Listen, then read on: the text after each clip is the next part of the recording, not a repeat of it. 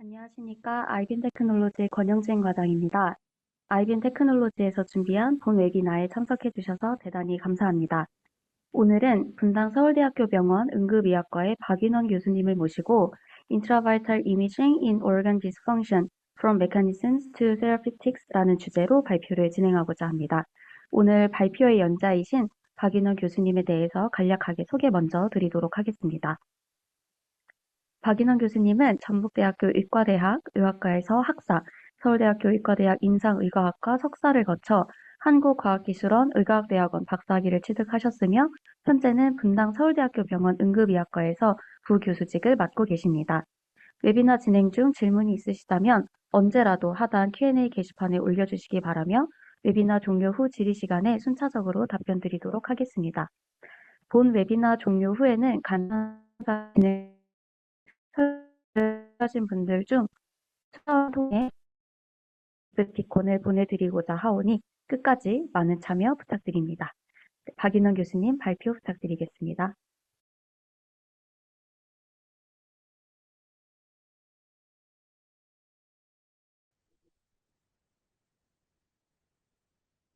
네, 안녕하세요. 저는 분당서울대병원 응급학과의 박인원이라고 합니다. 네, 이렇게 웨비나 통해서 여러분들 만나 뵙게 돼서 반갑고요. 오늘 이제 제가 말씀드릴 주제는 아까 이제 방금도 말씀드렸지만은 이제 메커니즘에서부터 테라피티까지 인트라바이탈 이미징을 활용을 해서 장기 부전들을 어떻게 연구해 왔는지 제가 기존에 연구해 왔던 내용들을 중심으로 설명드리고자 합니다. 저는 이제 기존에 이렇게, 리서치 타임라인을 가져왔습니다. 제가 이제 응급학과라는 전공의 생활을 한 5년, 4년 정도 하면서 이제 응급학과 전문의를 먼저 취득을 하고, 이제 카이스트 의과학대학원에 가서 인트라바이탈 이미징이라는 걸 좀 배웠었고요. 그 전부터 이제 응급학과로, 이제 응급의학과 의사로 살면서 응급실에서 많은 폐혈증 환자들을 진료를 하게 되면서 sepsis라는 질병에 있어서 굉장히 많은 관심을 갖게 되었고, 이런 것을 어떻게 하면 더 연구할 수 있을까 싶어서 인트라바이탈 이미징을 같이 연구를 하게 되면서 여기서 이제 알게 됐던 내용들을 중심으로 제가 오늘 내용들을 얘기하고자 합니다. 폐혈증은 여기서 이제 아시는 분들도 있겠지만은 이제 모르시는 분들을 위해 잠깐 설명드리자면은 인펙션에서부터 시작돼서 결국 올간 인조리로 기결되는 질환으로 보시면 됩니다. 우리가 이제 폐렴이라든지 또는 이제 UTI, 그러니까 유리널 트랙 인펙션에서 요로 감염이라고 하는 이제 이런 질환들에서 어떻게 하면 이런 질환들이 장기 부전으로 연결되는지 이제 뭐 뉴모니아나 UTI가 어떻게 렁 인저리 또는 키드니 인저리 또는 카디오베스큘러 인저리로 이렇게 연결되는 그런 질환들을 우리가 이제 폐혈증이라고 얘기를 하게 되는데요. 폐혈증은 이제 전 세계적으로도 매년 어, 4천만 건 이상, 그리고 매년 1천만 명 이상이 사망을 하게 되고, 전 세계 20% 이상의 사망을 차지하게 되는 굉장히 중요한 질환이라고 말씀드릴 수가 있겠습니다. 이 폐혈증에서 아까 말씀드린 그런 인펙션이 올간 인저리로 기결되는 질환인데, 이 올간 인저리 중에서도 다양한 올간 인저리들이 있지만은, 그 중에서도 가장 많은 비율을 차지하는 것은 렁과 키드니, 그리고 이제 카디오베스큘러, 이렇게 세 가지가 이제 가장 많다라고 이제 볼 수가 있는데요. 특히 이제 이 렁 인저리에서 발생하는 것들이 기존에 이제 이런 패토피지올로지를 그리는 스키마틱스에서 보면은 이런 그림으로 나와 있고, 이런 그림들에서 보시면 아시다시피 이제 다양한 패토피지올로지에 대한 연구들이 되어 있지만은 실제적으로 이런 배부태 생리학들은 대부분 이런 이제 히스토패톨로지, 우리가 이제 조직병태의 생리를 이제 보는 그런 연구들을 기반으로 되어 있기 때문에 이런 연구들이 실제 살아있는 폐에서 어떤 폐의 조직을 폐 부전 때 폐 조직을 연구한다 이런 개념들이 그렇게 많지 않았던 어, 기존의 그런 연구 백그라운드들이 있습니다. 그래서 이 폐혈증이 아까 제가 말씀드렸듯이 인펙션에서 올간 인지를 기결되는데 가장 여기서 중요하게 핵심으로 이제 우리가 연결되는 질환이 바로 마이크로 서큘레이션입니다. 이 마이크로 서큘레이션은 우리가 보통은 이제 티슈 레벨에서 쭉 내려가서 세포와 이제 엔도텔리얼 셀을 이제 단위까지 내려가게 되면은 여기를 둘러싸고 있는 마이크로 서큘레이션이 존재하게 되는데요. 이 마이크로 서큘레이션이 얼만큼 잘 있느냐 그게 얼만큼 그 proportional perfused small vessels, 그러니까 얼마나 마이크로 서큘레이션이 잘 유지되고 있느냐에 따라서 그것이 어떤 환자의 생존 예후와도 굉장히 연관이 있고, 이 마이크로 서큘레이션은 폐혈증을 연구하는 연구자들한테 있어서 굉장히 중요한 질환이라는 것에 대한 기존의 개념들은 충분히 있어 왔던 내용입니다.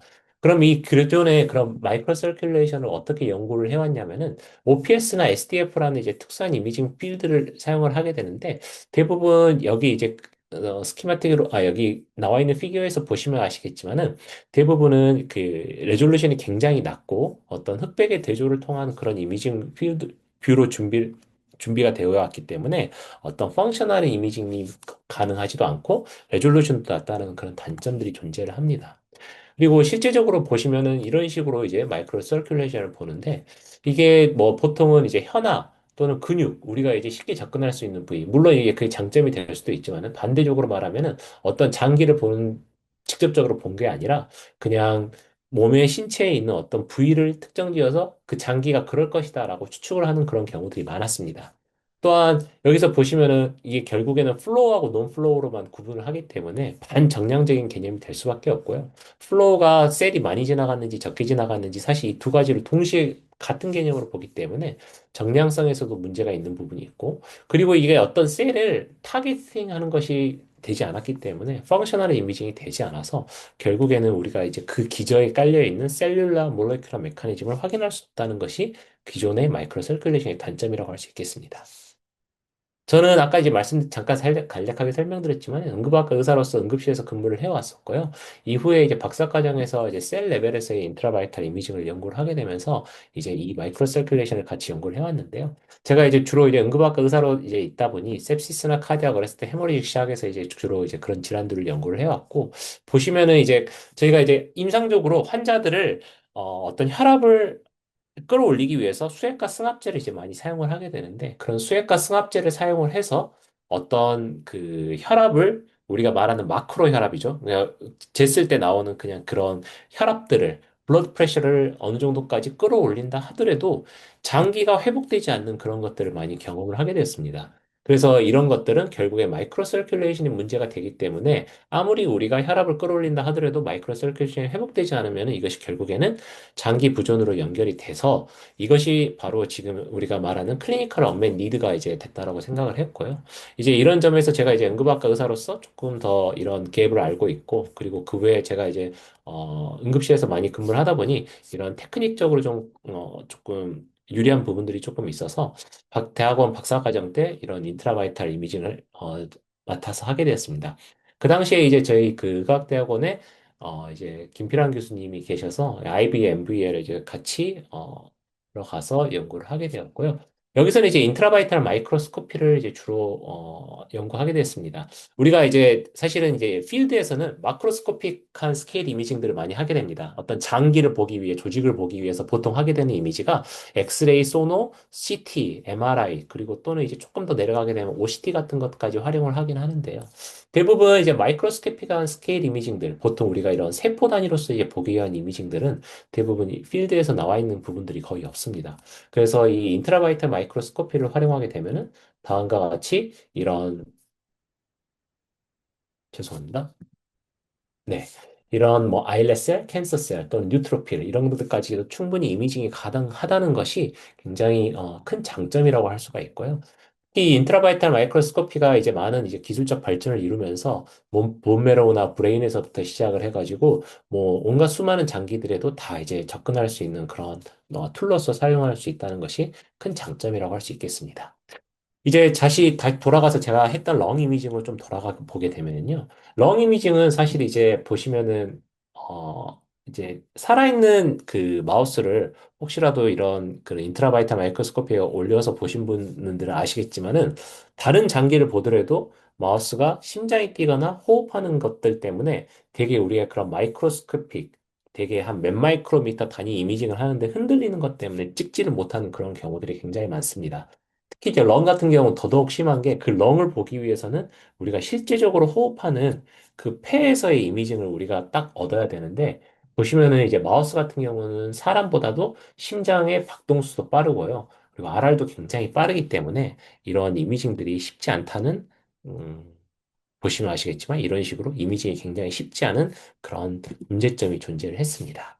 그래서 이런 모션 아티팩트를 어떻게 이제 이겨낼 것인가가 이제 상당히 테크닉적으로 중요한 부분이 되는데, 여기서는 이제 저 같은 경우는 이제 석션을 사용을 해서 스테빌라이제이션을 진행을 하게 됐습니다. 이 석션을 하기 위해서는 폐를 열어야 되는데 폐가 원래 클로즈드 캐비티이기 때문에 폐를 열어주기 위해서는 당연히 외부에서 이제 우리 인공호흡기를 해줘야 됩니다. 그게 이제 인투베이션하고 그다음에 벤틸레이터를 활용을 해가지고 이 마우스를 인투베이션 해주게 되고 이렇게 이제 마우스에 인투베이션을 해준 다음에 메카니컬 벤틸레이터로 연결시켜주게 되면은 그 다음부터는 이제 렁을 열어도 이제 뭐 폐가 쪼그라들거나 그렇지 않기 때문에 어느 정도 유지가 될 수 있고요.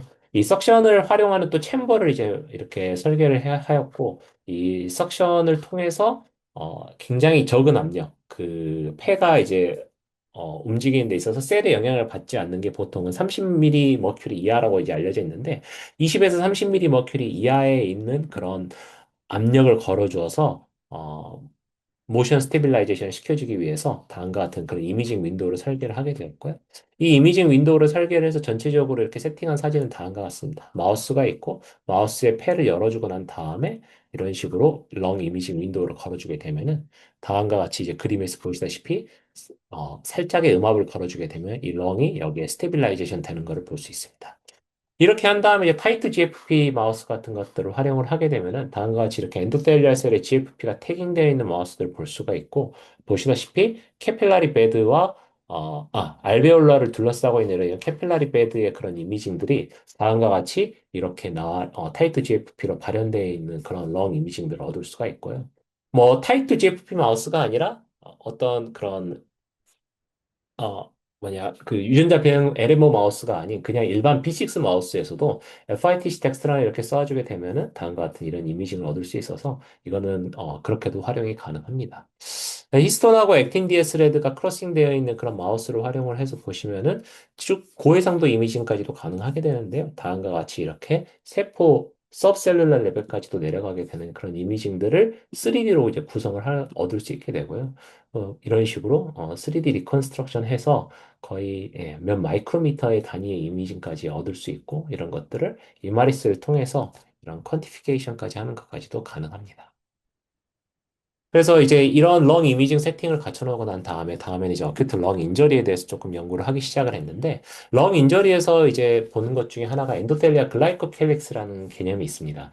베슬에는 이 엔도텔리알 셀이 있고요. 이 엔도텔리알 셀을 라이닝하고 있는 게 글라이코캘릭스라고 있는 게 있는데, 이 글라이코캘릭스는 이제 프로테오 글라이칸, 글라이코프로테인, 글라이콜리피드라는 이제 그런 개념들이 이렇게 있는 건데, 이 엔도텔리알 셀에서 이런 헤어리 스트럭처로 유지를 해주고 있고, 얘네들이 가장 큰 문제는 조직 고정 단계. 우리가 이제 어, 엑스비보로 이제 꺼내게 되면은 대부분이 파괴되어서 얘들을 실제적으로 볼 수 없다는 것이 가장 큰 문제인데 이제 폐혈증이나 그런 렁 인저리 때 이런 글라이코캘릭스가 파괴돼서 결국에는 이렇게 구조가 이렇게 왼쪽에서 오른쪽으로 이렇게 파괴된다라는 그런 개념은 있는데 실제적으로 이걸 보는 것이 쉽지 않았고 이런 걸 보기 위해서는 굉장히 잘 준비돼서 아까 전자현미경에서 보시다시피 그런 구조들을 봐야 되는데 이게 참 쉽지 않았다는 그런 기존의 단점들이 좀 있었습니다. 그래서 저 같은 경우는 이걸 인비보 이미징에서 어떻게 볼까라고 생각을 하다가 이 글라이코캐릭스라는 게 참 재밌는 게 이 캐필라리 내에서 우리가 RBC의 흐름이 있는데 이 RBC의 흐름이 이 글라이코캘릭스를 침범하지 못하는 그런 그런 그 특징들이 좀 있었습니다. 그러니까 RBC가 어떤 이런 낙하산 모양, 패러추트 모양으로 이렇게 지나가게 되는데 애들이 얼마나 이렇게 폴딩 되냐에 따라서 이 글라이코캘릭스의 두께를 측정할 수 있다는 그런 게 있었고요.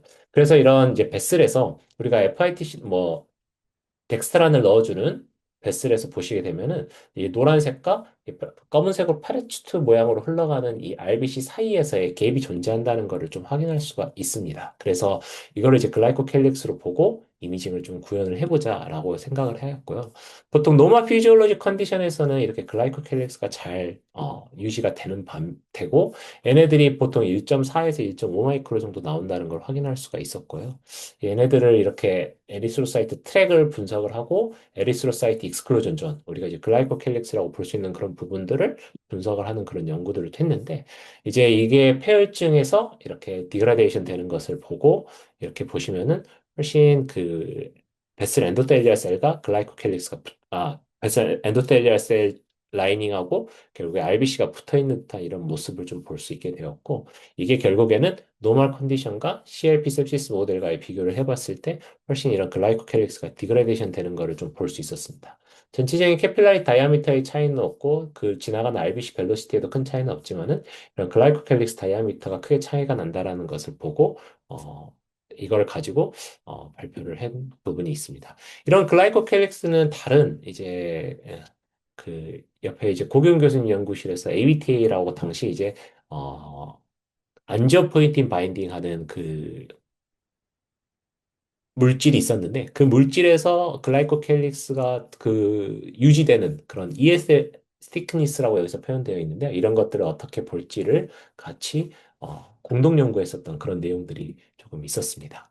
그 다음으로 이제 글라이코캘릭스 다음으로 이제 제가 이제 조금 연구를 했던 부분들은 RBC의 RBC가 펄모너리 마이크로 서큘레이션에서 어떻게 지나가는지를 먼저 처음에 보자라고 해서 진행을 했고요. 도노마우스에서 RBC 추출한 다음에 보통 이제 그 DID라는 형광 물질로 RBC를 레이블링하고 다시 이제 리시피언트 마우스에게 어댑티브 트랜스퍼 해주고 인트라바이탈 렁 이미징을 하게 되면은 다음과 같이 이런 RBC가 흘러가게 되는 이미징을 얻을 수 있게 됩니다. 이 RBC가 흘러가는 이미징을 또 이제 이마리스를 활용해서 이런 식으로 이제 분석이 가능했고요. 이거를 보시면은 이제 그 두 그룹 간, 이제 LPS가 여기서는 sepsis를 대변하는 모델인데, sepsis induced lung injury, 그 sepsis로 인한 폐부전 그런 모델을 그 반영하는 건데, 컨트롤 모델과 비교를 했을 때 크게 벨로시티 어떤 차이가 없다라는 것을 볼 수 있게 되었고요.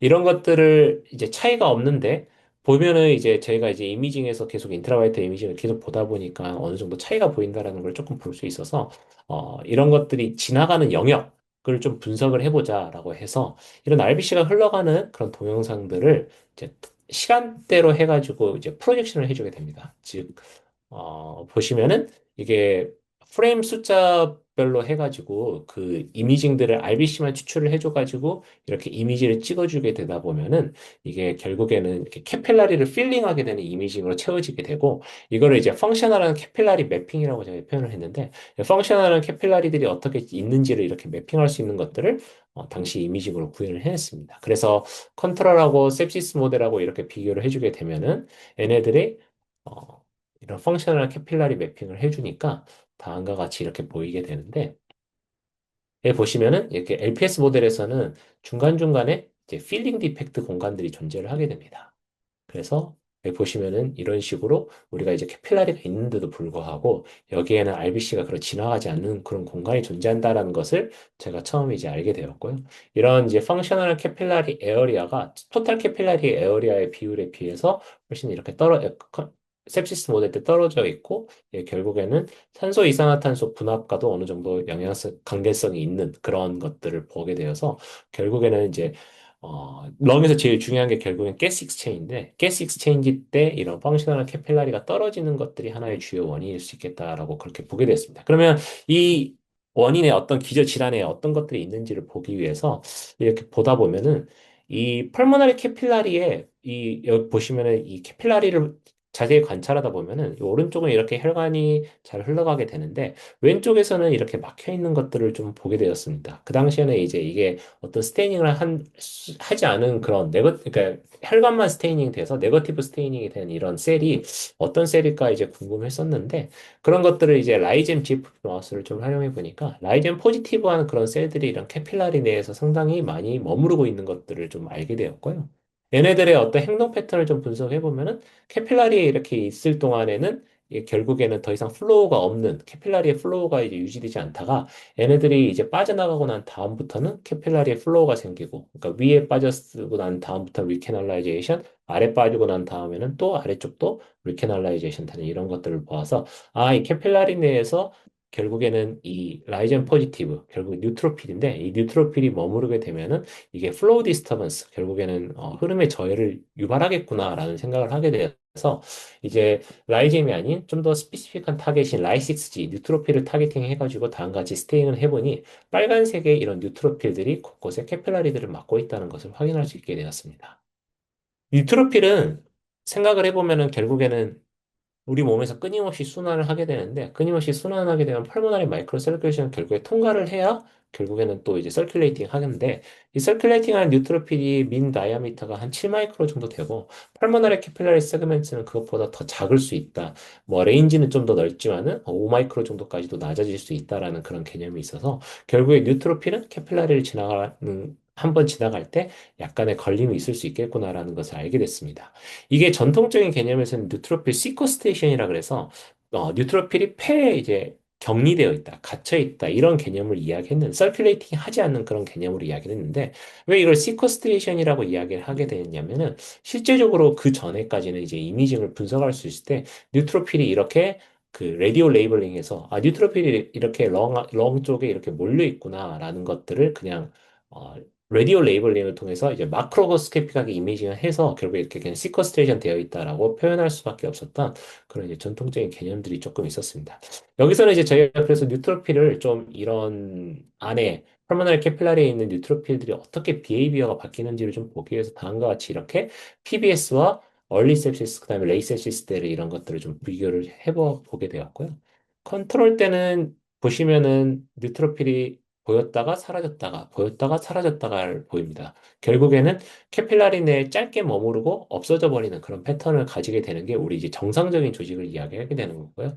한 3시간 정도 되게 되면 결국에는 이 렁 안에서도 뉴트로필이 크롤링하는 양상을 보이게 됩니다. 다음과 같이 크롤링 마지네이팅이라고도 표현하는데 뭐 주변 부위로 해가지고 이리저리 움직이는 그런 패턴들을 보이게 되다가 쭉 이제 후기 쪽으로 가게 되면은 거의 대부분 움직이지 않고 그다음에 뉴트로필이 캐필라리 안에서 머무르게 되는 약간 그런 패턴을 보이게 됩니다.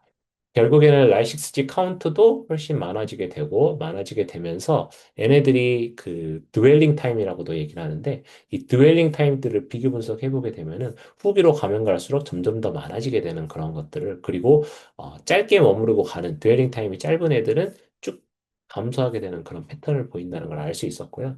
얘네들의 좀 행동 패턴도 분석해 보면 아까 말씀드린 그런 시커스트레이션 타임은 증가하게 되고 트랙 디스플레이스먼트 렌스, 그러니까 얼마나 움직이는지를 보는 것들, 트랙 렌스 이런 것들은 초창기엔 좀 빠르다가 후반기엔 다시 없어지게 되는, 벨로시티도 마찬가지게 되고요. 그다음에 민더링 인덱스 같은 경우는 쭉 감소하게 돼서 결국 그 자리에 머무르게 되는 그런 패턴을 가지게 되는 것들을 좀 이런 식으로 비교 분석할 수 있었고, 얘네들의 이런 로즈 플랫이라 그래서 어떻게 이제 행동하는 패턴인지를 보여주게 되는 그런 것들을 볼 수도 있었습니다. 그래서 이제 이런 캐필라리 옵스트럭션이 이런 뉴트로필에 의해서 발생을 한다라는 것들의 이런 이미지를 보여줬고 한쪽이 있고 나머지 한쪽에 뉴트로필이 오게 되면은 양쪽으로 막아주게 되면서 결국에 이 캐필라리는 펑션을 하게 될 수 없는 그런 캐필라리가 된다는 것을 이미징으로 알 수 있게 되고요. 이게 캐필라리 단계에서뿐만 아니라 아터리알 단계에서도 충분히 보이는 것들이 좀 있습니다. 보시면은 캐필라리보다 좀 더 상위적인 개념인 이런 아터리알에서도 이런 뉴트로필들이 어그리게이션 되면서 결국에는 트롬보시스를 유발하게 되는 그런 패턴들을 보이게 됐고요. 이거를 좀 더 이제 그러면 아까 보여드렸던 그 빨간색의 그런 그 펑셔널 캐필라리 매핑하고를 어, 연관시켜서 보여드리기 위해서 이번에 이제 도너 마우스에서 RBC 추출해서 그 레시피언트 마우스에 넣어주게 되고 이 레시피언트 마우스는 미리 라이식스지 안티바디하고 에프라이티스 덱스트란을 주어서 다음과 같은 이런 이미징을 얻을 수 있게 되었습니다. 여기서는 결국 뉴트로필이 보라색이고요. RBC가 지금 빨간색으로 보시면 되겠습니다. 그래서 보시면은 이게 오리지널 무비에서 이런 트랙들을 이렇게 빨간색의 트랙들을 분석해 주게 되면 트랙이 분석이 되고요. 이게 펑셔널 캐필라리를 매핑하게 되는 아까 그 찍어주는 이미징을 보게 되면은 다음과 같이 이렇게 이미징을 얻을 수 있게 됩니다. 그래서 이 오리지널 무비에서부터 시작을 해서 이 펑셔널 캐필라리 매핑을 해보니 이 펑셔널 캐필라리가 아닌 그러니까 non 펑셔널한 캐필라리들을 이렇게 확인할 수 있게 되었고요. 이런 부분들이 아까 말씀드렸듯이 그런 뉴트로필의 어그리게이션으로 인해서 이런 부분들이 막혀서 더 보이지 않는다라는 것들을 증명할 수 있게 되었습니다. 또 이제 뉴트로필에서 이제 하나 나오는 것 중에 하나가 이제 ROS라고 ROS가 보여주는 것들이 결국에는 그 주변부에 이제 조직을 파괴하고 이런 부분들이 있는데 이런 폐혈증으로 인한 렁 인저리 모델에서 이런 뉴트로필들은 ROS를 발현한다는 것들을 확인할 수 있었던 것도 이 이미징에서 구현할 수 있던 것 중에 하나입니다. 그럼 과연 뉴트로필이 여기서 결정적인 역할을 하는 것이 맞느냐라는 걸 확인하기 위해서 디플리션을 좀 시켜보게 되었고요. 라이젠 GFP에다가 라이6G 안티바디를 공용량으로 주게 되면은 이런 라이즈엠들이 꽤 많이 사라지게 되고 여기 지아론이라고 이제 이것도 니트로필을 조금 더 타겟팅하는 건데 얘네들도 마찬가지로 이런 식으로 감소하게 되는 것들. 이거 뭐 HNE에서도 확인할 수 있었던 그런 내용들입니다. 그래서 이런 뉴트로필을 디플리션 시켜주게 되면은 펑셔널한 캐필라리도 늘어날까라고 확인을 해보니 이게 PBS 모델이 컨트롤 모델이고요. 이게 LPS 모델, sepsis 모델, 그다음에 뉴트로필 디플리션 시켰던 모델, 뉴트로필 디플리션 이후에도 sepsis를 유발시켰던 그런 모델들을 보면은 이 LPS 대비해서 뉴트로필 미리 디플리션 시켰던 모델들은 훨씬 더 펑셔널 캐필라리들이 늘어나서 결국에 뉴트로필을 디플리션 시키게 되면은 이런 펑셔널한 캐필라리들이 늘어나게 되더라라는 것들을 조금 얘기할 수 있게 되었고요. 실제적으로 이런 것들을 보게 되면은 여기 컨트롤 대비 LPS는 곳곳에 이런 캐필라리들이 막혀 있는 것들을 볼 수 있는데 이 캐필라리들이 막혀 있던 것들이 뉴트로필을 미리 디플리션 시켜놓게 되면은 다음과 같이 이렇게 어, 거의 PBS에 가깝게끔 이렇게 구성되는 것들을 확인할 수 있게 되었습니다. 이런 이미징들을 아까 동영상으로 보여드렸고 이거는 이제 캡처 이미지, 그 에버리지 이미징으로 이렇게 확인할 수 있게 되는 그런 내용들입니다. 그래서 이런 뉴트로필을 그런 어떤 특성을 좀 분석해 보기 위해서 런과 레프트 벤트리클 쪽, 그러니까 레프트 벤트리클은 그 한 번 이미 통과한 네, 뉴트로필로 보거나 또는 이제 프리리하게 서큘레이팅하는 뉴트로필로 볼 수 있고요. 렁에 지금 갇혀 있는 뉴트로필은 렁 안에 지금 캐필라리나 또는 아테리얼에 갇혀 있는 그런 뉴트로필로 볼 수 있어서 이런 뉴트로필을 양쪽에서 이렇게 뽑아가지고 비교 분석을 좀 해보게 됐습니다.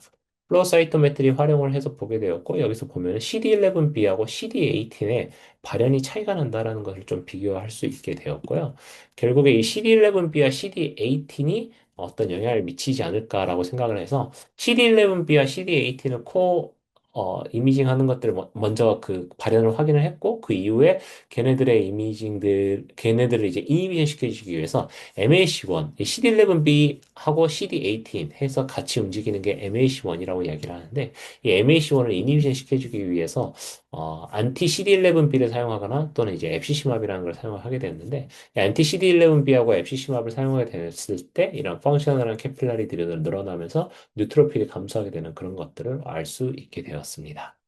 이 앱시시맙 같은 경우는 이제 좀 뭐 실질적으로 이제 사람한테도 사용하고 있는 그런 안티바디인데 이런 앱시시맙도 어느 정도 효과가 좀 있었다는 걸 좀 알 수 있었고 이 앱시시맙이 이제 사용 전과 사용 후의 그런 이미징을 통해서 미리 이미징하고 앱시시맙 주고 포스트 이미징들을 좀 해주게 되면은 곳곳에 이런 그런 어, 리캐널라이제이션 돼가지고 결국에는 이런 RBC들이 조금 흘러가는 것들을 더 볼 수 있게 되었고 네, 그래서 이런 이미지를 이렇게 펑셔널 캐필라리 매핑을 해주게 되면은 다음과 같이 이렇게 펑셔널 캐필라리 레이시오라고 얘기를 했는데요. 이제 펑셔널 캐필라리들이 증가를 하게 되고 당연히 가스 익스체인지에도 어느 정도 변화를 주게 되어서 이게 어느 정도 이런 식으로 치료제로서도 고려를 해볼 수 있겠다라는 개념을 제시를 했습니다. 결국에는 아까 말씀드린 그런 sepsis는 시스테믹 인플라메이션이고 이때 뉴트로필이 렁에 리크루트가 되면서 결국엔 캐필라리 내에 인트랩먼트가 되는데 이 뉴트로필이 만들어진 트롬보시스에서 데드 스페이스 아까 말씀드린 그런 펑셔널한 캐필라리들이 감소하게 되면서 데드 스페이스가 형성이 되게 되는데 이게 결국에는 가스 익스체인지에 영향을 미쳐서 벤틸레이션 퍼퓨전 미스매치라는 ARDS에 있어서 중요한 개념으로 이렇게 연결될 수 있다는 게 이제 기존의 이제 그런 병태 생리학적인 부분이었고요.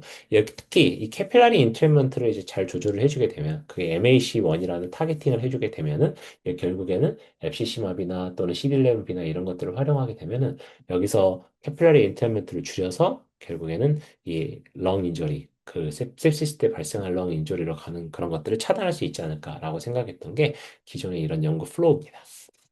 여기까지가 이제 렁 이미지와 관련된 부분이고요. 그 다음에 이제 네프로톡식 AKI, 키드니 인저리와 관련된 연구들을 지난 한 몇 년 동안 또 해온 게 있어서 잠깐 간략히 설명드리겠습니다.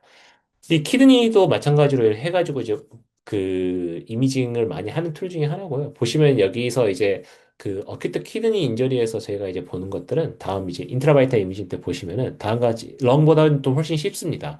이 옆에다가 절개창을 내어주고 이 키드니를 이런 식으로 잠깐 이렇게 쑥 빼주게 되면 키드니가 쑥 하고 나오는데 나온 다음에 그리고 여기다 이제 슬라이드 글래스를 살짝 올려놓고 그 다음에 우리 인트라바이탈 이미징으로 관찰을 하게 되면 되고요. 보시면은 이런 키드니에서의 페리튜블 캐필라리들이 이렇게 보이게 됩니다. 튜블 주변에 해가지고 이 캐필라리들이 보이게 되고 이런 페리튜블러 캐필라리에서의 변화를 네프로톡시간 AK, 시스플라틴을 활용해서 어큐트 키드니 인저리를 유발한 모델에서 어떻게 생기는지를 좀 보게 되었습니다. 보시면은 이제 플러스센스 엔지오그래피라 그래서 이때는 이제 FITC 덱스라를 좀 줘보게 되고요. 다이나믹스를 좀 보게 되는데 PBS부터 이제 차오르기 시작을 하고 24, 48, 72, 96 시스플라틴의 어떤 시간대별에 따라 가지고 퍼퓨전이 이렇게 쭉 감소하게 되는 그런 패턴들을 다음과 같은 이런 이미징을 얻을 수 있게 되었습니다. 이게 보시면은 다음과 같이 이런 그래프를 또 그릴 수가 있게 되는데요. 플로러센스 인텐시티가 이제 PBS 때 쭉 올라갔다가 PBS는 빨리 올라가게 되고 24, 48, 72, 96에 더 멀어짐, 아까 더 이제 시간이 지나면 지날수록 결국에는 이 올라가는 그 인텐시티, 플로러센스 인텐시티도 이런 식으로 천천히 올라가게 되고 퍼퓨전 에어리아, 얼만큼 이제 이 페리티블라 캐필라리의 에어리아들을 이제 비교 분석해주게 되면은 다음과 같이 PBS가 훨씬 빠르고 96에 가까우면 더 떨어지게 되는 그런 다이나믹스를 얻을 수 있게 되었습니다. 그래서 그런 것들의 어떤 보시면은 다음과 같이 타임 투 퍼퓨전, 30초대 퍼퓨전 에어리아 이런 것들에 이제 차이가 있다는 것을 좀 이제 비교 분석하게 되었고요. 그래서 이거를 이제 흔히 이제 임상적 지표로 많이 사용하는 게 크레아티닌 BUN 시스테틴 C인데 이제 마우스 같은 경우에는 크레아틴이 그렇게 높지 않아서 사실 그 그룹 간에 이렇게 차이가 많이 나진 않습니다.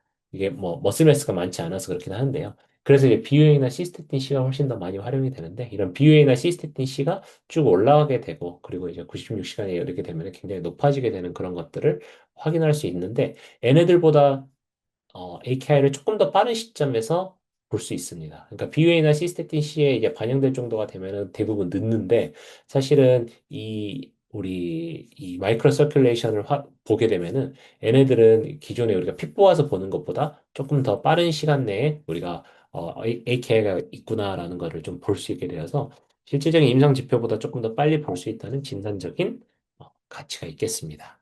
그리고 여기서 이제 퍼퓨전 디펙트를 또 연구해보니 여기 또 재밌는 거는, 보시면은 이제 이게 오토플로레센스인데, 이 오토플로레센스가 꽤 이렇게 나와 있는 부분들이 있고요.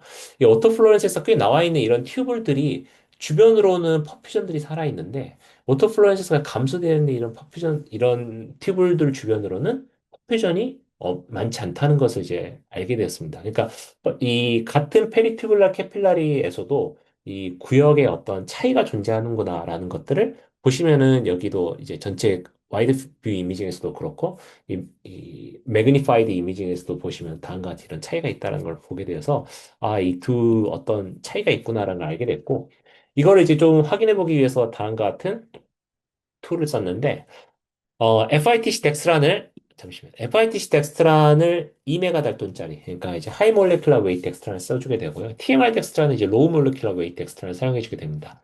두 그룹 간의 차이는 뭐냐면은 하이 몰레큘러 덱스트란 같은 경우에는 글로베룰러스를 통과할 수 없기 때문에 튜브까지 도달할 수가 없게 되고요. 로우 몰레큘러 웨이트 덱스트란 이제 작은 걸 쓰게 되면은 글로메룰러스를 쉽게 통과하기 때문에 결국엔 튜블로 빨리 전달이 될 수 있습니다. 그래서 이런 튜블에서 이미징을 하게 될때 로우 몰레큘러 웨이트 익스트란을 쓰게 되면 빠른 시간 내에 튜블이 필링되는 걸 찾을 수 있다는 걸 확인할 수 있게 되어서 예, 결국에는 페리튜블라 캐필라리를 기본적으로 스테이닝 하는 거를 FITC를 사용하게 된 거고 튜블까지 차오르는 속도를 보기 위해서 TMR 덱스트란을 추가적으로 활용을 했다라고 생각을 하시면 됩니다. 그래서 여기서는 이제 먼저 컨트롤 모델에서 베이스라인에서 이렇게 이미징이 오게 되고 그 다음에 FITC 때 이런 이미징으로 이제 차게 되고 TMR을 좀 넣어주게 되면은 이런 식으로 필링이 되게 된다는 걸 알 수 있게 됐습니다. 그래서 S1, S2, 그 다음에 이제 S3 컬렉팅 덕트까지 가는 그런 페이스라는 게 존재를 하게 되는데요.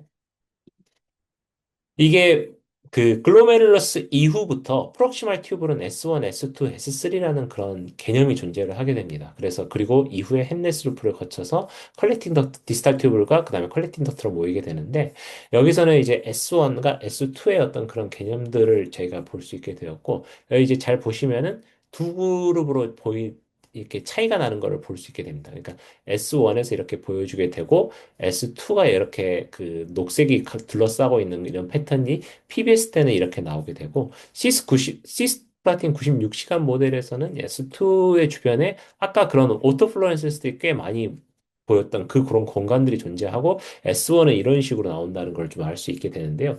이걸 이제 어떻게 이게 S1, S2인지 알 수 있냐면은 아까 이제 말씀드린 그 TMR 덱스트랑 활용을 해서 보게 되면은 S1이 제일 먼저 필링이 되니까 아 여기가 S1이구나라고 알 수 있게 되는 거고요. 그 다음 차오르는 게 S2니까 이런 식으로 이제 그 S1과 S2를 볼 수 있게 되었던 거고요. 시스48도 마찬가지로 S1이 먼저 차오르고 그 다음에 S2가 차오르고 해서 S1, S2를 구분할 수 있게 되었던 거고 여기서는 또 마찬가지로 보시면 아시겠지만 S1이 차오르긴 하지만은 결국에 S2는 거의 가지 못하고 사망하게 돼서 결국에는 이게 이제 그 가기 전에 이제 사망을 이게 3시간 가까이 이미징을 했어도 더 가지 못하는 그러니까 거의 이제 그 튜블 쪽에 지금 필링 되고 이후에 쭉 내려가는 것이 안 되고 있는 그런 이제 거의 죽어가는 그런 모델인 거죠. 예, 이런 식에서 보시다시피 그런 상황에서도 페리튜블라 캐필라리인 S2 주변의 이런 플로우들은 꽤 유지가 되는데도 불구하고 S1 주변의 그런 페리튜블라 캐필라리들은 플로우가 이렇게 거의 없다라는 것을 볼 수 있게 되었습니다. 이거는 뭐 저희 OAT1이라고 해가지고 그 이제 S2를 이제 태깅하는 그런 이제 그런 마커들인데 S2 하는 그런 마커들을 OAT1 확인해 봤을 때 OAT1이 마킹되어 있는 그 주변에는 그런 마이크로 서큘레이션이 온전하지만은 S1 주변, OAT1이 없는 그 S1 같은 경우에는 다음과 같이 이런 페리티블라한 마이크로 서큘레이션이 저해되어 있다는 것을 알 수 있게 되었습니다. 이게 어떤 튜블의 어떤 볼륨이나 볼륨 때문에 문제가 생기는 것이 아니라라는 그런 이제 그런 생각을 가질 수 있어서 이제 튜브를 이제 조금 그 볼륨을 측정을 했고요. 튜블의 이런 에어리아를 이렇게 측정을 해주게 되다 보면은 튜블이 오히려 그러니까 부어서 페리투블라 캐필라리가 이제 문제가 되는 것이 아니라 오히려 튜브는 수축을 하게 됩니다. 생각을 해보면은 당연히 그럴 수 있는 게 튜블 안에 결국에는 플루이드가 차야지 밑으로 내려가서 소변을 만들게 될 텐데 이 튜브 당연히 어떤 키드니 인저리 같은 경우에는 당연히 그 안에 있는 수분이 부족하게 되어 있는 상태이기 때문에 튜블에 어떤 필링이 안 돼 있고 당연히 그러다 보니 튜브는 수축되어 있어서 결국에 이거는 튜블이 어떤 메카니스틱하게 부어가지고 페리튜블라 캐필라리가 이렇게 저해받는 그런 것은 아니다라는 그런 것을 보기 위해서 튜블 에어리아를 이렇게 비교 분석하게 된 것들이 있고요. 그 다음에 이제 튜브를 그런 식으로 이제 그 덱스트란을 활용을 해서 플로로세스 엔지오그래피를 보고 난 다음에는 이게 덱스트란이 아까 보시다시피 아시겠지만은 튜블이 차버리기 때문에 나중에 이제 이 이미징을 분석하는 데 있어서 좀 문제들이 많았습니다. 그래서 그 다음으로 이제 했던 것들은 셀을 활용을 해서 아까 이제 DID를 활용해서 RBC로 해서 이런 인트라바이탈 키드니 이미징을 해주게 되면은 얘네들은 튜블로 차오르는 것도 없기 때문에 특별히 그런 고민을 하지 않아도 되고 이런 이제 그 페리투별 주변으로만 이렇게 돌아다니는 것들을 볼 수 있기 때문에 꽤 오랜 시간 동안 이미징을 볼 수 있고 또 비교 분석해 볼 수 있다는 걸 알 수 있게 됩니다. 다음과 같이 이렇게 RBC 퍼퓨전이 쭉 감소하게 되는 것들을 좀 알 수 있게 됐다. 그래서 이걸 이제 셀룰라 엔지오그래피라고 얘기를 했는데 RBC가 태깅되어 있는 셀들을 활용해서 엔지오그래피를 보는 것들 그런 내용들입니다. 그래서 이런 셀룰라 엔지오그래피가 또 그 다음에 이제 얘기했던 것 중에 어떤 시스테믹한 그런 문제가 아니냐 그러니까 시스템하게 결국에는 그 플로우가 떨어져 가지고 문제가 돼서 지금 그런 마이크로 서큘레이션이 저해받는 건 아니냐라는 그런 이제 또 비판들이 있어서 그래서 이제 마우스 이어 스킨 저희 이미징 그 아이빔 그 툴을 사용을 하게 되면은 그 중에 하나가 이제 마우스 이어 스킨 같은 경우에 굉장히 간편하고 빠르게 볼 수 있는 것 중에 하나인데요. 그 마우스의 키를 이렇게 살짝 적셔서 슬라이드 글래스에다가 붙이고 이렇게 이미징 해주게 되면은 다음과 같이 이렇게 어떤 베인과 아터리를 이미징을 할 수 있게 됩니다. 그래서 이런 식으로 이미징을 해주고 어떤 RBC 트래킹을 해주게 되면은 어떤 아터리의 어떤 벨로시티를 측정할 수가 있게 되는데 이런 이어 아터리를 이제 시스테믹한 그 아터리에서의 그런 벨로시티로 이제 보고 보았을 때 72시간대까지도 거의 감소하지 않고 쭉 이렇게 유지되는 형태를 보이다가 96시간이 되면은 그때서야 감소하게 되는 그런 패턴을 보이게 되어서 우리가 이제 빨리 48이나 72시간째부터 이미 키드니에서 그런 퍼퓨전 디펙트가 발생하는 것은 단지 시스테믹한 팩터만으로 설명하기는 어렵다라는 것들에 대한 얘기가 되겠습니다. 그 외에 이제 뉴트로필의 어떤 인필트레이션을 좀 같이 보게 되었고, 뉴트로필들이 쭉 차오르게 되는 48, 72, 96시간대 이런 식으로 카운트가 증가하게 되고, 그 카운트가 증가하는 그 카운트에서도 라이잼에서도 라이6G 포지티브한 그런 비율들이 많이 올라가게 되는 것들을 보게 되었는데요. 이게 렁에서 아까 보시다시피 그런 뉴트로필들이 캐필라리 퍼필런 디펙트를 만든다라는 것들을 좀 보기 위해서 그게 또 키드니에서도 이제 적용되는지를 확인하기 위해서 좀 보았는데 뉴트로필이 이런 튜블 주변에 인필트레이션 되어 있는 그런 공간들을 보았을 때 그 주변의 공간에도 RBC들이 잘 돌아다닌다는 걸 볼 수 있게 되었습니다. 이런 마이크로 서큘레이션이 저해되는 게 이런 렁에서는 그 당시 뉴트로필로 인한 문제들이 있었지만은 키드니에서는 그렇게 발생하지 않는다라는 것들을 좀 알 수 있게 되어서 렁과 키드니에서의 각각 뉴트로필이라서 그꼭 마이크로 서큘레이션을 저해시키는 거는 동일한 그런 기전으로 가는 건 아니다라는 걸 알 수 있었습니다. 네, 여기서도 마찬가지로 라이식스 좀 디플리션을 좀 시켜가지고 좀 활용을 해봤는데, 이때 훨씬 더 시스플라틴으로 인한 사망보다 더 높아지게 돼서 이런 것들은 결국에는 어떤 WBC나 뉴트로필이 낮아져서 결국에는 어떤 시스테믹한 팩터 때문에 사망하게 되는 것들을 좀 볼 수 있게 되었고요. 이런 뉴트로필의 어떤 다이나믹스도 같이 좀 놓고 보았을 때, 키드니 주변의 페리튜블에서의 어떤 변화들을 좀 놓고 보았을 때, 얘네들의 어떤 행동 패턴이나 이런 것들도 좀 분석을 하게 되면서 이런 뉴트로필의 어떤 패턴들이 좀 달라지는 게 문제이지 않을까요? 라는 그런 개념적인 이제 제안을 조금 했었어 이 논문에서 내용을 했었던 부분입니다. CD11B를 활용한 이제 트리트먼트를 좀 보았었고, 이때 이 CD11B를 활용한 트리트먼트를 놓고 보았을 때, 이 플로로센스 엔지오그래피가 이제 조금 차오르는 그런 이미징들을 얻을 수 있게 되었고요. 플로로센스 인텐시티의 증가, TTP나 퍼퓨전 에어리아가, 시스플라틴 준 것에 비해서 CD11B 때 주면은 훨씬 더 이런 리커버리하는 이펙트를 얻을 수 있게 되었고, 이걸 셀룰라한 엔지오그래피 때 모델 때도 좀 놓고 보았을 때, 이런 식으로 이미징이 차오르는 걸 볼 수 있고요. 잠시만요. 네. 이런 CD11B 트리트먼트를 통해서 RBC 퍼퓨전이 회복되는 그런 것들을 볼 수 있고, 이게 BUA나 시스티틴 C의 어떤 회복까지도 좀 기대해 볼 수 있는 그런 이미징 툴로서 어떤 테라피틱스의 대안을 제시할 수 있었던 그런 내용으로서 논문은 이야기를 하였습니다. 그래서 여기까지가 이제 제가 런과 키드니와 관련된 그런 내용들을 이제 기준으로 해서 마이크로 서큘레이션에 대한 얘기를 하였고요. 이 연구는 이제 카이스트에서부터 이제 지금 이제 아이빔 테크놀로지 그리고 이제 IBMV를 했던 여러 이제 선생님들의 많은 도움을 받았었고 고경영 교수님의 IBS의 고경영 교수님하고도 같이 공동 지도를 받았었고요. 그리고 이제 분당 서울대에 와서도 여러 이제 교수님들의 도움을 받았고 연구재단과 보건산업진흥원의 도움을 받아서 이 연구를 진행하였습니다. 네, 제 발표는 여기까지고요. 혹시 여기서 바로 질문을 받으시나요? 어떻게 되시나요? 아, 네. 우선, 네. 교수님 발표 감사드립니다. 저 지금부터 Q&A를 진행하도록 하겠는데요. 혹시 질문이 있으시다면 하단에 Q&A 박스에 남겨주시면 저희가 순차적으로 답변 드리도록 하겠습니다. 저 이미 몇 참가자분께서 질문을 남겨주셔서 제가 질문을 읽어드리면 이에 대한 답변을 박윤원 교수님께서 해주실 예정입니다. 네, 제가 화면 공유 하나만 하도록 하겠습니다.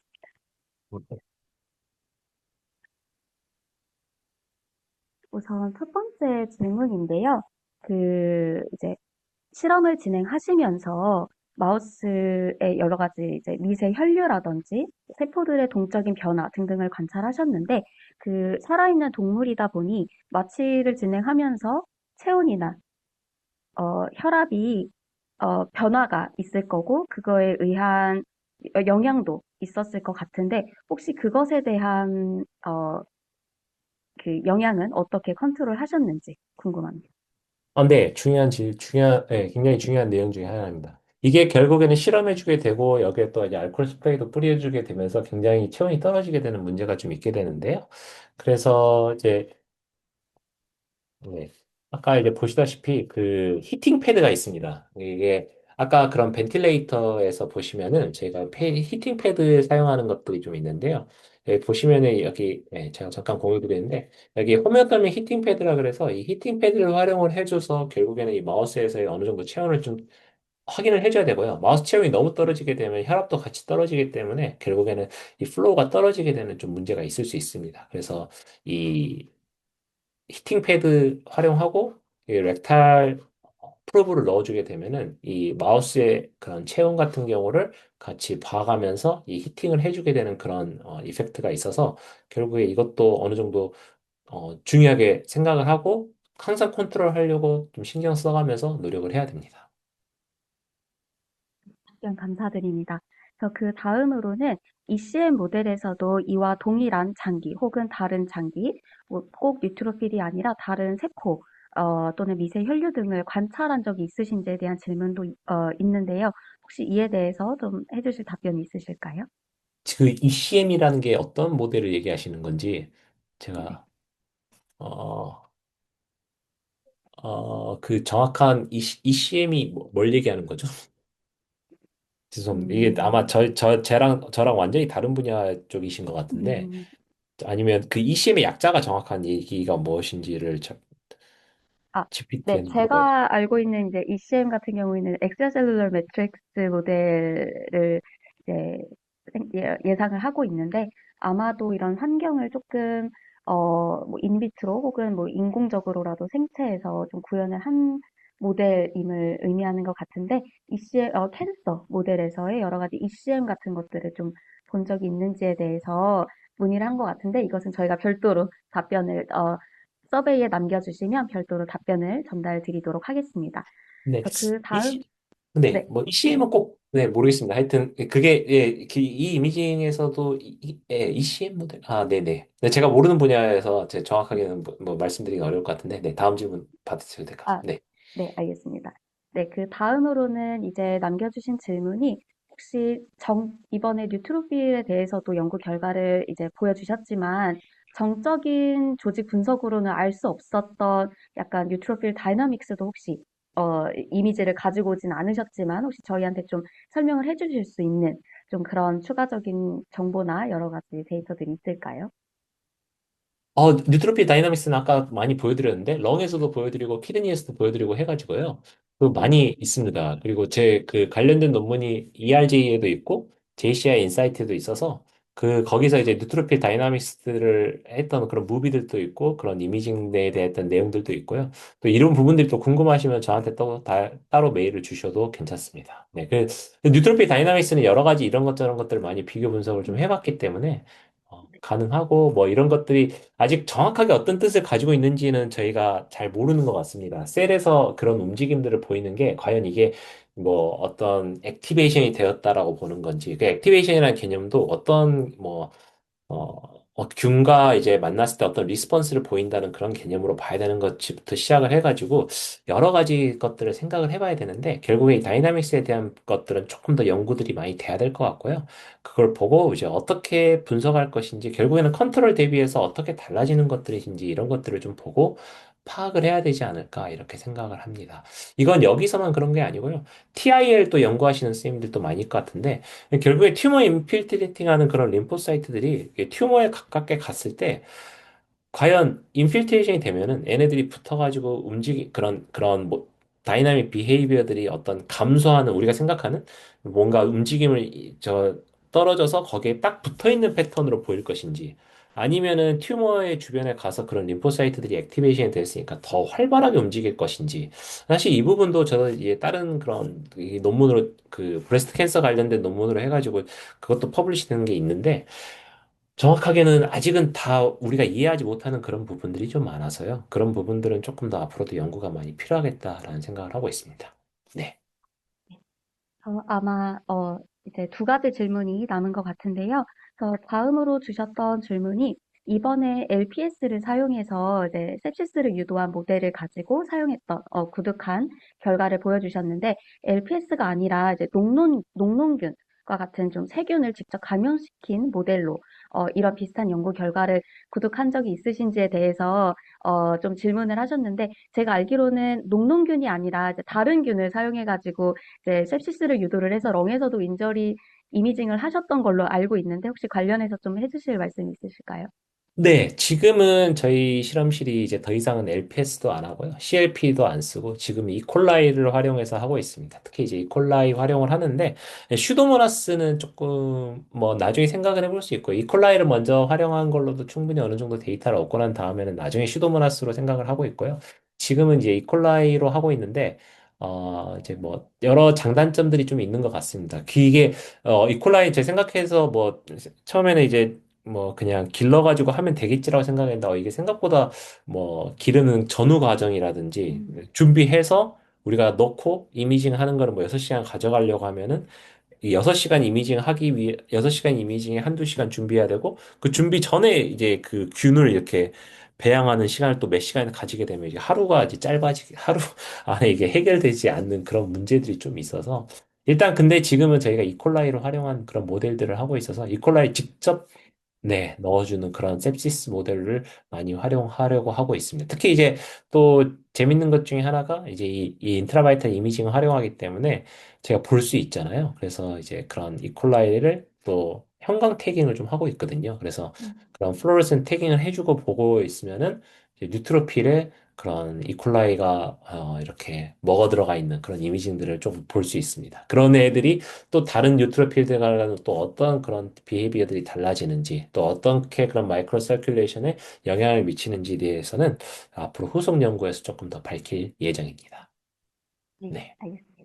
네, 그럼 이제 마지막 질문인데요. 이 부분은 제가 좀 궁금해서 좀 질문을 드리고 싶었는데, 이제 교수님 논문을 찾아보고 조금 공부를 하다 보니까, 이제 생체 현미경 기술을 통해서 여러 가지 이제 sepsis를 통한 장기들의 기능 이상이 발생하고, 이제 진행되는 그런 병태 생리학적인 과정을 이제 세포, 그리고 이제 미세 혈관 수준에서 실시간으로 관찰했다는 점에서 굉장히 높은 평가를 받고 있더라고요. 그래서 특히나 오늘 같은 경우에도 렁하고 이제 키드니 이렇게 다양한 장기들을 보여주셨지만 꼭 렁이나 키드니와 같은 특별한 장기가 아니라 이제 sep시스 과정에서 여러 가지 연구를 진행해 보셨을 때 이런 뉴트로필들의 보호적인 역할, 어쨌든 면역 세포이기 때문에 그 신체에서의 어떤 보호적인 역할 그리고 병리적인 역할은 어떤 시점에서 구분이 되는지 그래서 어떠한 질문을 이 연구들을 통해서 좀 풀고자 하셨는지 네, 그런 것들을 좀 질문 드리고 싶었습니다. 음, 뉴트로필은 필요합니다. 제가 보았을 때 뉴트로필은 필요한 게 맞고요. 폐혈증에서 사실 저희가 이제 그 임상 필드에서 보면은 뉴트로필이 없는 환자들이 있습니다. 선천적인 면역 저하 환자들보다 더 많은 게 이제 항암제 때, 암 환자들에서 이제 항암 치료를 했을 때 골수가 기능이 확 떨어지면서 뉴트로필이 안 나오는 환자분들이 있는데 이 환자분들이 폐혈증이 오게 되면은 실제적으로 사망률이 굉장히 높습니다. 그리고 아까 이제 제가 말씀드리지 못한 내용 중에 하나가 뉴트로필을 디플리션 시켰던 그런 내용들이 그런 펄모나리 마이크로 서큘레이션이 좋아지더라라는 그런 내용이 있는데 사실 이때 이거를 이제 이미징으로는 보고 이거를 실제적으로 마우스의 어떤 서바이벌을 놓고 보았을 때는 뉴트로필을 디플리션 시켰던 모델들이 더 빨리 사망을 하게 됩니다. 그래서 뉴트로필을 다 날리겠다는 생각은 조금 위험하고요. 뉴트로필이 아예 없어지게 되면은 결국에는 어떤 우리의 그런 면역 체계, 방어 체계가 작동하지 않을 거기 때문에 문제가 된다고 봐서 그거는 좀 위험한 생각일 것 같고 결국에는 뉴트로필이 어떻게 하면 조금 모듈레이션 해주고 이니비션 시켜서 결국에는 렁에서 캐필라리에 좀 붙지 않게끔 하는 작용으로 가볼 것이냐를 좀 고민을 해봐야 될 것 같습니다. 시점에 대한 것도 조금 고민을 해야 될 것 같은데 이것도 사실 완전히 밝혀지진 않는 부분이고 아까 제가 그 LPS나 CLP 모델로 놓고 보았을 때는 조금 용량을 저희가 그냥 그 논문 보시면 아시겠지만 용량이 좀 높은 편이거든요. 그 높은 용량인 준편에서는 이제 빠른 시간 안에 실험을 끝내기 위한 그런 부분도 있긴 했는데 그런 높은 용량을 주었을 때 보통은 3시간 피어리드랑 6시간 시점을 잡았는데 6시간째 되면은 거의 이제 죽기 일보 직전에 되는 모델들이 되기 때문에 그런 시점까지 갔을 때 그런 뉴트로필을 건드리는 거는 이제 큰 의미는 없을 것 같고요. 아까 한 3시간만 돼도 얘네들이 상당히 액티베이션 되어 있는 그런 것들을 볼 수 있는데 그것보다 조금 더 얼리 포인트에서 제가 봤을 때는 뉴트로필에 대한 모듈레이션을 하는 전략으로 가야지 아마도 이런 치료 전략에 더 가깝게 접근할 수 있지 않을까? 저는 그렇게 생각을 합니다. 그리고 시간적인 것도 이제 실제적인 현실보다는 훨씬 고용량으로 준 거기 때문에, 그러니까 3시간, 6시간을 꼭 이렇게 그 자체 절대적인 개념으로 생각하시면 안 되고요. 그러니까 결국에는 이렇게 사망하게 되는 그런 시점까지 폐혈증에서 놓고 보았을 때 훨씬 그것보다 더 빠른 시점 내에서 조금 치료적으로 뉴트로필을 건드리는 전략으로 가야겠다라고 생각을 합니다. 답이 됐을 것 같습니다. 됐을까요? 좀 아, 약간 그렇긴 네. 한데, 네, 네, 그렇습니다. 교수님께서 이제 앞으로 하시는 연구들도 다 이와 관련된 연구일 것 같은데, 조금, 궁금한 게 있으면 좀 찾아뵙고 또 연락드리도록 하겠습니다. 네, 네, 감사합니다. 네. 아이빈 테크놀로지 웨비나에 참석해주신 모든 분들께 감사의 말씀을 전합니다. 아이빈 테크놀로지에서는 서울 쇼룸에서 정기적으로 핸즈온 데모를 진행하고 있는데요. 이 데모는 참석자께서 원하시는 별도의 일정으로 조율하여 진행이 가능합니다. 또한 연구실 및 연구기관에서 직접 데모를 원하시는 경우에는 저희가 생체 현미경을 연구기관으로 가지고 가서 온사이트 데모를 진행하는 것도 가능하오니 생체 현미경과 생체 영상화 리서치 서비스에 관심이 있으신 분들은 홈페이지 컨택터스를 통하여 혹은 information 골뱅이 ivintech.com을 통해서 연락 주시기 바랍니다. 웨비나 나가기 버튼을 누르시면 간단한 설문지가 나옵니다. 설문에 참가해주신 분들 중 추첨을 통해 스타벅스 음료 기프티콘을 드리도록 하겠습니다. 바쁘신 와중에 지금까지 경청해주셔서 대단히 감사합니다. 이상으로 웨비나를 종료하도록 하겠습니다.